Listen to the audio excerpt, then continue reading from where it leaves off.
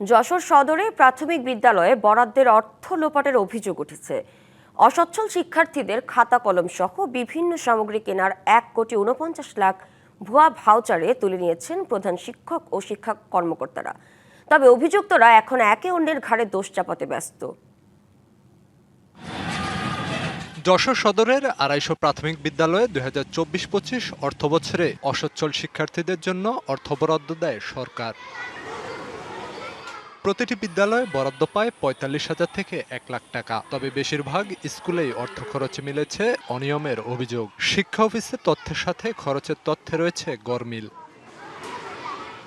প্রায় 10টি কেনাকাটায় ভাউচারে স্বাক্ষর করেছেন একই ব্যক্তি। এমনকি একটি ক্যাশ মেমোতে পাওয়া গেছে ময়মনসিংহের এক দোকানের নাম।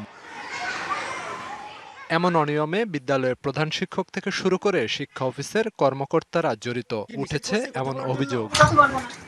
তবে ভাউচারে অসঙ্গতির বিষয়ে দায়সারা জবাব অভিযুক্ত কয়েক শিক্ষকের। দোষ চাপাচ্ছেন শিক্ষা কর্মকর্তাদের ঘাড়ে।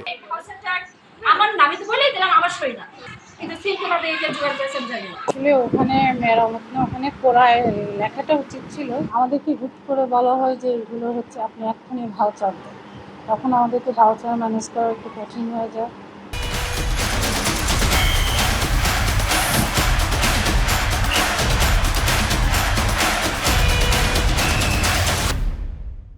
তখন আমাদের নিজেদেরকে একটু সত্যি কথা, এটা আমাদের নিজেদেরকেও করতে হয়। ভাউচার লেখার সিস্টেমে কিছু ভুল হয়েছে, এই নির্দেশনাটা আগে পাইনি, পাওয়ার পরে যেগুলো লিখেছি বা লিখতে হয়েছে সেগুলো ঠিক করেছি। সহকারী উপজেলা শিক্ষা অফিসার থেকে উনি হচ্ছে যাচাই করে সই স্বাক্ষর করেন এবং সিলেক্ট কমিটি আছে। আর শিক্ষা কর্মকর্তাদের দাবি 2024-25 অর্থবছরে বরাদ্দ এসেছে কম। কোনো অনিয়ম পেলে ব্যবস্থা নেওয়া হবে। কোনো অভিযোগ থাকলে তারা পুনর্বার দেখবেন, আমি নিজেও স্যাম্পলিং দিয়ে একটা দেখব এবং দেখলে যদি কোনো অনিয়ম পাওয়া যায় আমরা শিক্ষকদের বিরুদ্ধে ব্যবস্থা নেব। যে ভার্সিটি যেটি দেখেছেন ওটা আসলে স্বাক্ষর কিন্তু নাই, আমার অফিসারের স্বাক্ষর নাই, শিক্ষকের স্বাক্ষরই আছে দেখেছি। স্বাক্ষর না থাকলে এটা আসলে ভ্যালিড ভাউচার আমরা ওইভাবে এখনো বলতে পারবো না। যদি কোনো রকম অনিয়ম দুর্নীতি হয় আমরা এটা ব্যবস্থা নেব। জেলার 8 উপজেলার 1290টি প্রাথমিক বিদ্যালয়ের বরাদ্দ সরকারি অর্থের সঠিক ব্যবহার নিশ্চিতের দাবি স্থানীয়দের।